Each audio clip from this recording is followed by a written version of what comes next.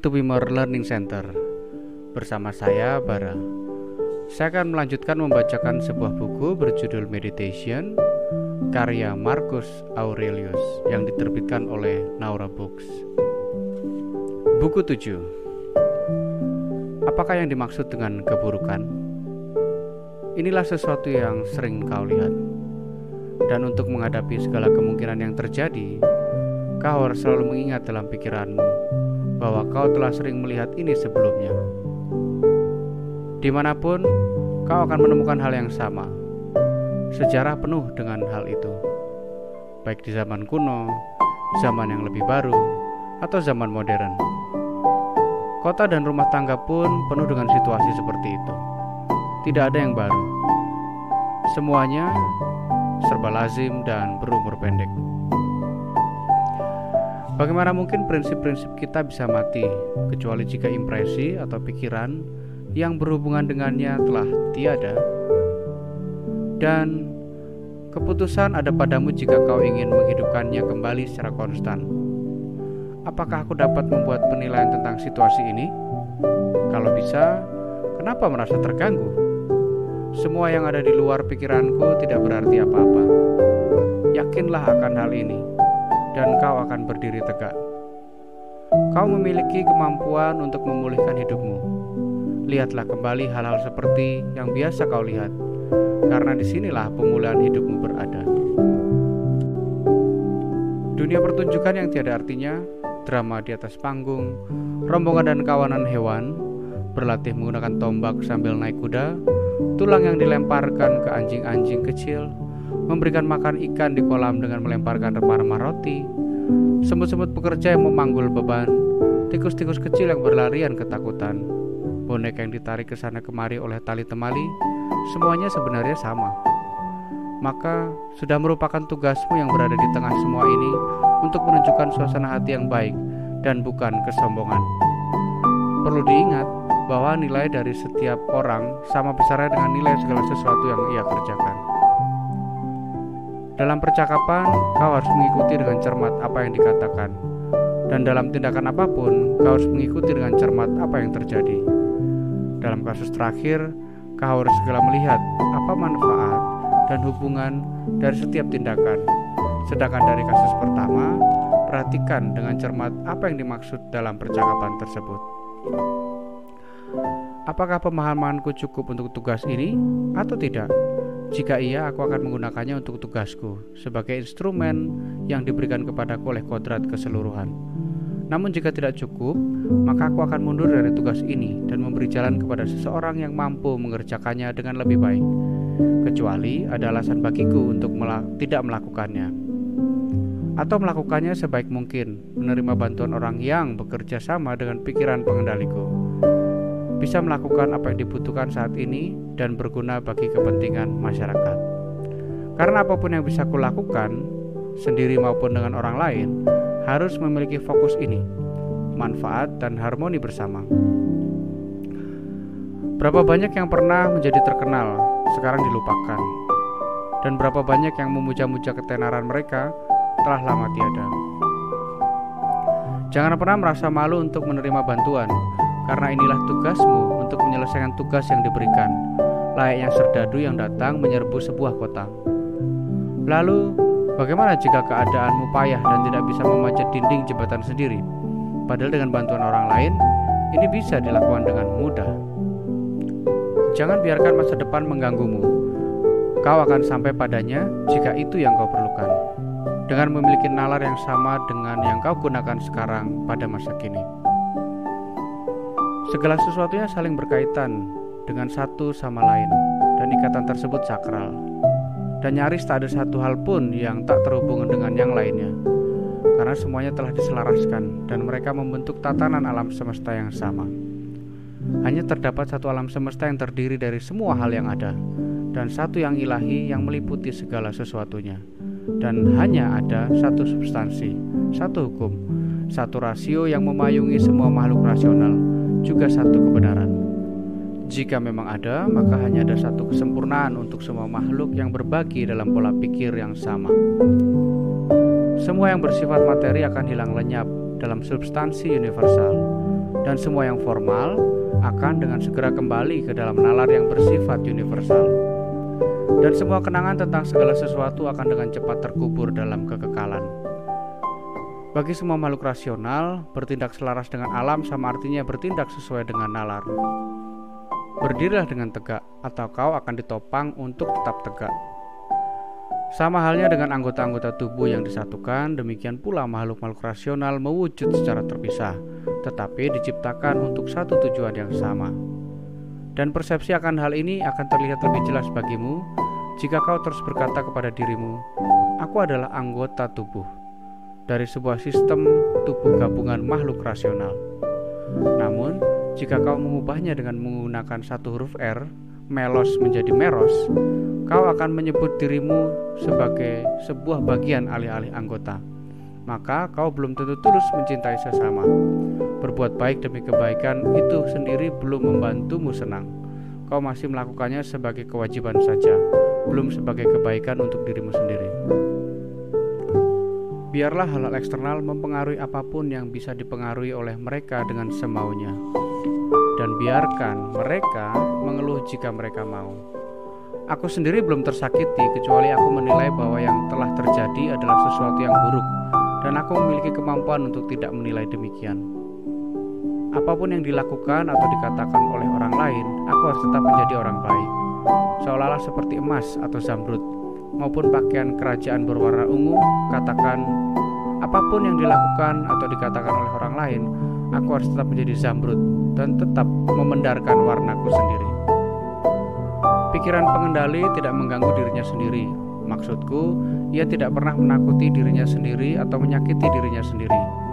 Namun, jika ada siapapun yang bisa menakutinya atau membuatnya sakit, maka biarlah demikian. Karena ia dengan penilaiannya sendiri tidak akan begitu saja berubah melakukan hal-hal tersebut.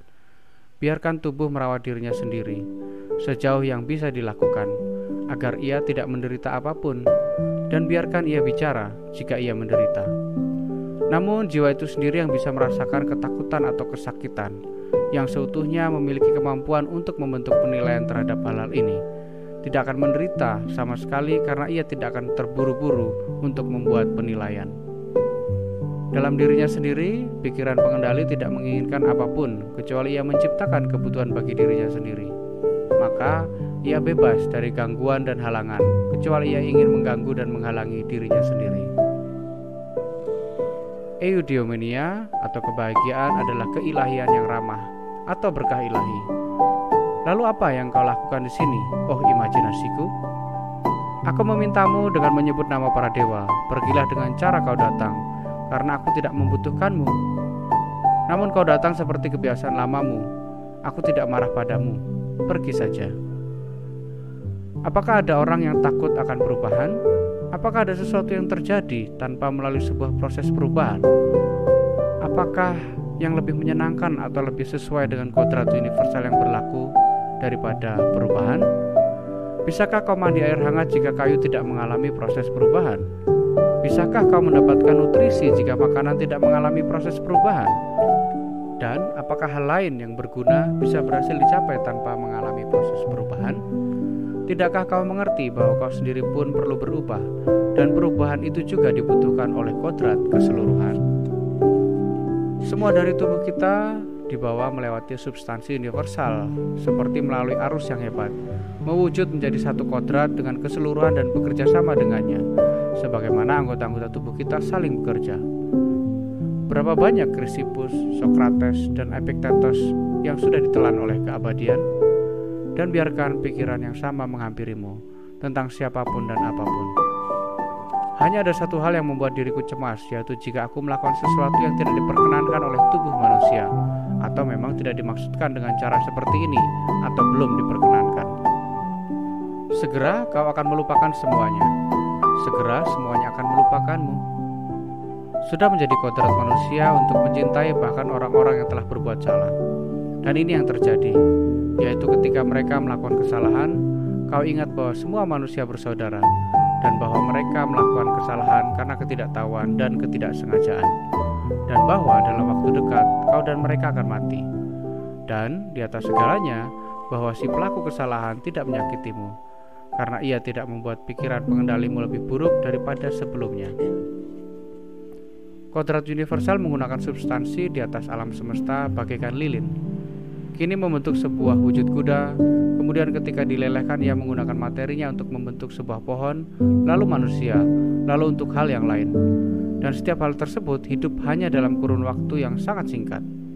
Namun tidak sulit untuk menghancurkan wadahnya, sama seperti tidak ada kesulitan ketika pertama kali menyusunnya.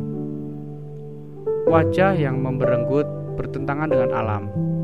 Dan ketika ekspresi tersebut menjadi kebiasaan, akibatnya semua elokan menjadi layu dan pada akhirnya benar-benar padam, sehingga tidak bisa bersinar kembali. Cobalah untuk mengambil kesimpulan dan kenyataan bahwa hal ini bertentangan dengan nalar. Karena jika kesadaran atau kesalahan pun hilang, apalagi alasan yang tersisa untuk hidup? Kodrat yang mengatur keseluruhan sebentar lagi akan mengubah segala sesuatu yang kau lihat. Dan dari materi ini ia akan menciptakan hal-hal lain, dan kemudian hal-hal yang lain lagi dari itu, sehingga dunia ini akan selalu mudah. Ketika seseorang telah berbuat salah kepadamu, segeralah pertimbangkan persepsi mereka tentang baik dan buruk yang telah mendorongnya untuk menyakitimu. Karena ketika kau telah memahaminya, maka kau akan merasa iba kepada mereka, orang tersebut, dan tidak akan pernah lagi merasa heran dan marah. Karena kau sendiri mungkin masih punya persepsi yang sama dengannya tentang apa yang baik, tentang hal lainnya, maka kau wajib memaafkannya. Namun jika kau tidak bisa menilainya sebagai baik atau buruk, maka akan menjadi lebih mudah bagimu untuk bersikap baik pada ia yang berbuat salah. Jangan terlalu banyak berpikir tentang apa yang tidak kau miliki. Lebih baik pikirkan tentang berkah terbesar apa yang kau miliki. Lalu renungkan betapa mereka akan dirindukan jika kau tidak memiliki mereka. Namun pada saat yang sama, kau harus berhati-hati untuk tidak membiarkan kesenanganmu pada mereka membuatmu menilai mereka secara berlebihan, demi menghindari kegundahan ketika mereka tidak ada. Istirahat dan pulanglah ke dalam dirimu sendiri. Sudah menjadi kodrat dari pikiran pengendali dan rasional bahwa kita sudah semestinya berbahagia ketika berlaku adil, dan dengan cara seperti inilah kita memelihara ketenangan batin. Hapus imajinasi, hentikanlah dorongan yang mengendalikanmu seakan kau adalah boneka yang dikendalikan tali. Batasi dirimu hanya pada masa kini saja. Pahami dengan baik apa yang terjadi, baik pada dirimu atau pada orang lain. Analisis dan bagi semua hal ke dalam elemen kausal dan material. Pikirkanlah saat-saat terakhir dalam hidupmu. Tinggalkanlah kesalahan yang dilakukan oleh orang lain di tempat kesalahan tersebut dilakukan. Arahkan pikiranmu kepada sesuatu yang sedang dikatakan. Biarkan pemahamanmu masuk ke dalam apa yang sedang terjadi dan siapa yang melakukannya. Hiasi dirimu dengan kesederhanaan, kerendahan hati dan sikap netral terhadap hal-hal yang berada di antara rentang keutamaan dan rentang kejahatan. Cintailah sesama umat manusia. Ikutilah yang ilahi. Demokritos berkata, semua yang lain tunduk pada hukum konvensi, hanya unsur-unsur yang absolut dan nyata. Tetapi kita cukup mengingat bahwa semua tunduk pada hukum. Tentang kematian, entah merupakan sebuah penyebaran atau pemecahan menjadi atom atau kehancuran, itu adalah kepunahan atau pergantian. Tentang rasa sakit yang tak tertahankan membawa kita pergi dengan paksa. Tetapi rasa sakit kronis bisa ditanggung, dan pikiran mempertahankan ketenangannya sendiri dengan menarik diri dan tidak menyebabkan keadaan rasional memburuk. Namun, biarkan bagian-bagian yang terluka oleh rasa sakit memprotesnya, jika mereka bisa. Tentang ketenaran, amati dengan jalan pikiran mereka yang mencari ketenaran. Perhatikan kodrat dari apa yang mereka pikirkan dan hal-hal macam apa yang mereka kejar dan mereka hindari. Dan pikirkan juga ketika gundukan pasir yang saling bertumpuk menutupi pasir di bawahnya. Begitu pula hal yang dengan berbagai keajaiban di dalam hidup yang telah terjadi, yang dengan cepat ditutupi oleh kejadian-kejadian yang datang setelahnya. Dari Plato, seorang manusia yang diberkahi dengan kecerdasan yang luhur dan visi tentang semua masa dan semua makhluk, menurutmu apakah kehidupan manusia ini akan tampak sangat penting? Tidak mungkin, katanya. Jadi orang seperti itu juga tidak akan berpikir ada sesuatu yang menakutkan dalam kematian? Tentu tidak. Dari Antisthenes, adalah bagian dari menjadi seorang raja untuk berbuat baik sekaligus dimanfaatkan oleh orang lain. Sungguh rendah bagi wajah bila harus begitu patuh, membentuk dan mengatur ekspresinya seperti yang didikte oleh pikiran. Padahal pikiran tidak dapat memaksakan bentuk dan keteraturan pada dirinya sendiri. Tidak baik bagi kita untuk merasa kesal terhadap berbagai hal, karena mereka tidak peduli dengan kemarahanmu. Kepada para dewa yang kekal dan kepada diri kita, berilah kebahagiaan. Bulir jagung yang matang dipetik, begitu pula kehidupan. Seorang manusia lahir, yang lain pun meninggal dunia. Apabila para dewa tidak peduli padaku dan anak-anakku, maka ada alasan di balik itu. Karena kebaikan ada di pihakku, begitupun keadilan. Jangan bergabung dengan peratapan, juga jangan bergabung dengan perasaan sukacita yang berlebihan. Dari Plato. Tapi aku bisa memberi orang ini jawaban yang tepat, yaitu, kau salah teman. Jika kau berpikir bahwa orang yang berharga harusnya memperhitungkan resiko hidup atau mati dan tidak memiliki pertimbangan satu-satunya dalam tindakan apapun, apakah dia melakukan yang benar atau salah, tindakan orang baik atau jahat? Dari Plato lagi. Wahai orang-orang Athena, pada kenyataannya, kapanpun seorang manusia menempatkan diri mereka sesuai dengan penilaian mereka di tempat terbaik bagi dirinya, atau telah ditempatkan pada posisi tersebut oleh seorang pemegang komando, maka menurutku dirinya tetap bertahan dan menghadapi bahaya, tidak memikirkan kematian atau apapun sebelum memikirkan aib yang muncul akibat meninggalkan tempat bertugas. Dari Plato sekali lagi. Tetapi sahabatku, pertimbangkanlah kemungkinan bahwa keluhuran dan keutamaan bisa punya arti berbeda selain menyelamatkan nyawa seseorang atau diselamatkan. Mungkinkah siapapun yang benar-benar seorang laki-laki sejati harus mengabaikan kekhawatiran apapun untuk jangka waktu tertentu, dan tak hanya hidup demi menjalankan hidup seperti apa adanya? Sebaliknya, mengenai semua ini, seorang laki-laki harus mempercayakan kepada yang ilahi dan percaya pada apa yang dikatakan kaum wanita, bahwa tidak ada yang pernah lolos dari hari takdirnya. Pikirannya harus pada pertanyaan yang lebih lanjut ini: bagaimana cara terbaik untuk menjalani hidupnya pada saat ia masih harus hidup? Amati arah pergerakan bintang-bintang, seperti seolah-olah kau berjalan bersama mereka. Lalu, secara konstan pertimbangkanlah elemen-elemen yang berubah menjadi satu sama lain. Imajinasi seperti itu membersihkan kotornya kehidupan dunia. Berikut adalah ucapan yang baik dari Plato, bahwa ia sedang membicarakan tentang umat manusia. Bila datang hal-hal duniawi, seolah-olah ia melihat semua dari tempat yang lebih tinggi.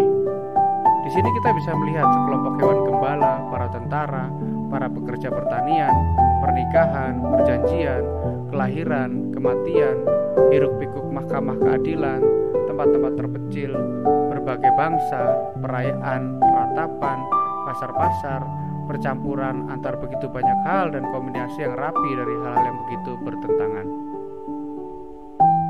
Renungkan masa lalu, begitu banyak perubahan pemegang kekuasaan, dan kau mungkin juga meramalkan pada masa depan, karena semuanya pasti akan sama saja dan tidak mungkin menyimpang dari tatanan di masa kini. Jadi, merenungkan kehidupan manusia dalam 40 tahun sama saja dengan merenungkannya selama 10.000 tahun. Karena, apalagi yang akan kau lihat? Semua yang telah lahir di bumi kembali ke bumi, namun yang tumbuh dari bibit yang datang dari surga akan kembali ke tempat yang ia datang, ke surga. Ini merupakan buyarnya keutuhan atom yang saling mengikat, atau penyebaran elemen-elemen kekal yang serupa. Dengan makanan dan minuman yang spesial, serta seni sihir yang lihai, mengubah arah kanal untuk lari dari kematian, embusan angin yang datang dari yang ilahi, harus kita tanggung dan terus berjuang tanpa mengeluh. Orang lain mungkin lebih ahli dalam menundukkan lawannya, tetapi ia tidak lebih sosial atau lebih rendah hati, juga tidak lebih baik disiplinnya terhadap segala keadaan, atau lebih toleran terhadap kesalahan-kesalahan yang dilakukan oleh para tetangganya. Ketika tugas apapun dapat diselesaikan sesuai dengan nalar yang dimiliki oleh dewa dan manusia, tidak ada yang perlu kita takutkan. Karena di mana kita belajar mendapat manfaat dari tindakan yang berhasil kita lakukan dengan baik dan kita lanjutkan sesuai kondisi raga kita, maka tidak ada kerugian yang perlu kita waspadai. Dimanapun dan kapanpun merupakan keputusan untuk secara taat memuliakan yang ilahi dalam kondisi saat ini, dan untuk bertindak adil terhadap mereka yang ada untukmu, dan untuk melimpahkan pemikiran pada setiap impresi yang ada di benakmu, sehingga tidak ada hal yang terlewat untuk dimengerti. Jangan melihat ke sekelilingmu untuk menemukan pikiran pengendali milik orang lain, tetapi teruslah melihat lurus ke depan, di mana alam mengendalikanmu, baik kodrat universal dalam apa yang terjadi padamu dan kodratmu sendiri melalui tindakan yang harus kau lakukan. Setiap makhluk harus melakukan apa yang sesuai dengan raganya sendiri, dan ciptaan lain dibentuk demi kepentingan makhluk rasional, seperti dalam segala hal lainnya yang lebih rendah atau yang lebih tinggi. Tetapi makhluk rasional ada demi kepentingan satu sama lainnya. Maka prinsip utama dalam konstitusi raga manusia adalah kehidupan sosial, dan yang kedua adalah penolakan terhadap bisikan tubuh, karena ini adalah kodrat spesifik dan aktivitas rasional dan cerdas untuk mengisolasi dirinya sendiri, dan jangan pernah dikuasai oleh aktivitas indera atau dorongan hasrat, karena keduanya berasal dari tatanan hewani. Dan tujuan aktivitas cerdas adalah untuk berdaulat atas mereka yang tidak pernah menyerahkan kekuasaan pada mereka. Dan memang demikian, karena itu adalah kodrat kecerdasan untuk menggunakan semua hal ini untuk penggunanya sendiri. Unsur ketiga dalam konstitusi rasional adalah membebaskan dari kesalahan dan tipuan. Jadi biarkan pikiran pengendalimu berpegang teguh pada prinsip-prinsip ini dan mengikuti jalan lurus ke depan, maka ia memiliki apa yang menjadi miliknya. Coba bayangkan kau sekarang telah meninggal dunia dan telah melengkapi hidupmu hingga saat ini, dan jalani hidup yang selaras dengan alam selama sisa hidup yang diberikan kepadamu. Cintai hanya yang muncul di jalan kehidupan dan ditakdirkan untukmu. Apa yang lebih cocok untukmu dari itu? Dalam segala hal yang terjadi, perhatikan orang-orang yang pernah memiliki pengalaman yang sama dan bagaimana mereka bereaksi dengan kesal, kaget, atau mengeluh. Dan sekarang, di mana mereka? Tidak ada di mana-mana. Kalau begitu, mengapa kau juga memilih untuk bertingkah seperti mereka? Dan mengapa kau tidak meninggalkan pergolakan-pergolakan asing bagi alam ini kepada mereka yang menyebabkan dan mereka yang tergerak olehnya? Dan mengapa kau tidak konsentrasi sepenuhnya pada cara yang benar untuk memanfaatkan semua peristiwa yang terjadi padamu? Karena kau kemudian akan menggunakannya dengan baik, dan itu akan menjadi bahan mentah untuk kau kerjakan. Hanya urusi dirimu sendiri, dan putuskan untuk menjadi seorang manusia yang baik dalam setiap tindakan yang kau lakukan. Dan ingat, galilah ke dalam dirimu sendiri. Di dalam terdapat mata air kebaikan yang siap untuk memancar setiap saat jika kau terus menggalinya. Tubuh juga harus tetap teguh tenang dan tidak melemparkan dirinya sendiri, baik dalam gerakan atau saat istirahat. Karena apa yang dalam pikiran tunjukkan pada wajah dengan cara menjaga ekspresi cerdas dan menarik, tubuh juga perlu melakukan hal serupa. Namun, semua ini harus dijalankan tanpa kepura-puraan. Seninya hidup lebih baik menyerupai seninya bergulat ketimbang seninya menari. Karena kita harus tetap tegak berdiri untuk menghadapi apapun yang terjadi dan tidak terlempar karena sesuatu yang bersifat tiba-tiba dan tak terpikirkan. Secara konstan, kau harus amati siapa orang-orang yang kau inginkan persetujuannya dan pikiran apa yang mengendalikan mereka. Karena kemudian kau tidak akan menyalahkan kesalahan mereka yang tidak disadari, dan kau juga tidak akan merasa perlu persetujuan mereka jika kau melihat sumber penilaian dan dorongan hasrat mereka. Setiap jiwa, kata Plato, secara tidak sadar dirampas dari kebenaran. Karenanya dengan cara yang sama ia juga dirampas dari prinsip keadilan, kesederhanaan, kebaikan, dan semua gambar kualitas keutamaan yang sama. Sangat penting bagimu untuk hidup selalu mengingat hal ini, karena akan membuatmu lebih lembut terhadap semua. Dalam setiap rasa sakit, pikirkan bahwa tidak ada kejahatan moral pada rasa sakit. dan itu tidak membahayakan kecerdasan yang mengatur, karena rasa sakit tidak dapat merusak intelijensi rasional atau sosial. Dalam kebanyakan kasus rasa takut, biarkan pepatah Epicurus ini membantumu. Rasa sakit itu bukannya tak dapat ditahan atau tidak ada habisnya, selama kau mengingat bahwa rasa sakit itu ada batasnya dan tidak membesar-besarkan dalam imajinasimu. Ingatlah juga bahwa kita tidak merasa banyak hal yang kita anggap tidak menyenangkan itu sama dengan rasa sakit. Misalnya kantuk berlebihan, panas yang menyengat, dan kehilangan nafsu makan. Ketika kau mengeluh tentang semua ini, katakan pada dirimu sendiri bahwa kau menyerahkan diri pada rasa sakit. Berhati-hatilah agar kau tidak pernah memperlakukan seorang pembenci manusia sebagaimana mereka memperlakukan umat manusia. Bagaimana kita tahu mengapa Pelagius tidak memiliki karakter yang sehat sekuat Sokrates? Tidak cukup bagi Sokrates untuk meninggal dunia di dalam kematian yang mulia, bahwa ia berdebat lebih terampil dengan kaum sofis, melalui malam yang dingin dengan ketahanan yang luar biasa, bahwa ia lebih berani dalam keputusannya untuk menolak pemerintah menahan Leon dari Salamis, bahwa dia angkuh di jalanan, meskipun orang bisa mempertanyakan apakah yang terakhir ini benar. Namun kita perlu selidiki seperti apa kodrat jiwa Sokrates. Kita harus bertanya apakah ia bisa merasa puas dengan bersikap adil terhadap manusia yang saleh terhadap sang ilahi, tidak secara sia-sia terpaku pada kejahatan yang dilakukan oleh orang lain, juga tidak menjadikan dirinya budak dari kebodohan siapapun, tidak menganggap apapun yang diberikan kepadanya oleh sang total sebagai salah satu tempat dalam dirinya atau beban berat untuk ditanggung, tidak meminjamkan pikirannya untuk berbagi nafsu tubuh yang buruk. Cara Allah mencampurkan dirimu ke dalam keseluruhan tidak menghalangimu untuk membuat batasan di sekitar dirimu dan menjaga apa yang kau miliki dalam kendalimu sendiri. Ingatlah selalu hal ini. Ingat juga bahwa menjalani hidup yang berbahagia tidak tergantung pada banyak hal.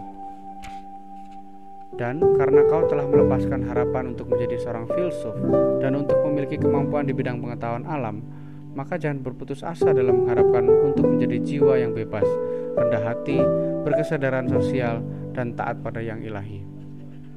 Kau memiliki kemampuan untuk hidup, bebas tanpa tekanan, dan dalam rasa damai tertinggi dalam pikiranmu, bahwa jika semua orang di seluruh dunia berteriak melawanmu sepuas-puasnya, dan bahkan jika binatang buas merobek-robek anggota tubuhmu yang malang ini, karena apapun yang menghalangi pikiran di tengah semua ini dari mempertahankan dirinya dalam ketegangan dan dalam penilaian yang adil terhadap keadaan sekitar dan kesiapan untuk mengganggu peristiwa apapun yang diserahkan kepadanya, sehingga prasangka mungkin berkata kepada keadaan, inilah dirimu yang sebenarnya, walaupun dalam opini-opini orang kau mungkin terlihat berbeda, dan kesiapan mengatakan kepada peristiwa, kalau yang aku cari, karena bagiku apapun yang menampakkan dirinya selalu merupakan bahan mentah untuk menjelaskan keutamaan rasional dan sosial, dan sikatnya untuk seni sebagai manusia atau ilahi, karena segala yang terjadi memiliki hubungan dengan yang ilahi atau manusia, dan bukanlah hal yang baru atau sulit ditangani, tetapi biasa dan mudah diatasi. Inilah kesempurnaan karakter, menjalani hari seolah-olah hari itu adalah hari terakhirmu, tanpa hiruk pikuk, tanpa sikap apati, tanpa kepura-puraan. Para dewa yang kekal tidak melihat kesal dalam masa yang panjang, karena mereka harus terus-menerus menoleransi manusia, dan banyak di antara mereka adalah makhluk jahat. Terlebih lagi, karena mereka juga harus merawat mereka dengan berbagai cara. Namun kau yang hidupnya ditakdirkan untuk segera berakhir, apakah kau telah menanggung keburukan, terlebih ketika kau sendiri adalah salah satu dari makhluk yang tidak berharga itu? Sungguh menggelikan bagi manusia jika ia tidak melarikan diri dari sifat buruknya sendiri. Padahal itu mungkin dilakukan, sementara ia mencoba melarikan diri dari sifat buruk orang lain, padahal itu tidak mungkin dilakukan. Apapun yang ditemukan oleh kemampuan rasional dan sosial, yang bukan kecerdasan maupun kebaikan bersama yang ia nilai dengan nalar yang baik, berada di bawah standar sendiri. Ketika kau telah melakukan kebaikan orang lain dan mendapat manfaat, mengapa kau masih mencari hal lain dalam keduanya? Seperti orang-orang bodoh mengharapkan reputasi atas kebaikan yang dilakukannya atau imbalan. Tidak ada orang yang lelah menerima hal-hal yang buruk, dan tindakan yang selaras dengan alam adalah untuk kebaikanmu sendiri. Dengan kemudian mengurangi kebaikan yang didapat melalui kebijaksanaan yang diberikan. Kodrat dari keseluruhan adalah merenggut dirinya sendiri untuk menciptakan alam semesta. Jadi, dengan sesuatu yang muncul pasti bersumber dirinya. Dan itu adalah konsekuensi logis. Kalau tidak, tujuan utama pikiran pengendali alam semesta menetapkan dorongan sendiri menjadi tidak rasional. Jika hal itu diingatkan, maka akan membantumu lebih tenang di luar dan menghadapi banyak hal. Bersambung ke buku 8. Terima kasih sudah mendengarkan podcast audiobook ini. Bagikan jika bermanfaat. Sampai jumpa.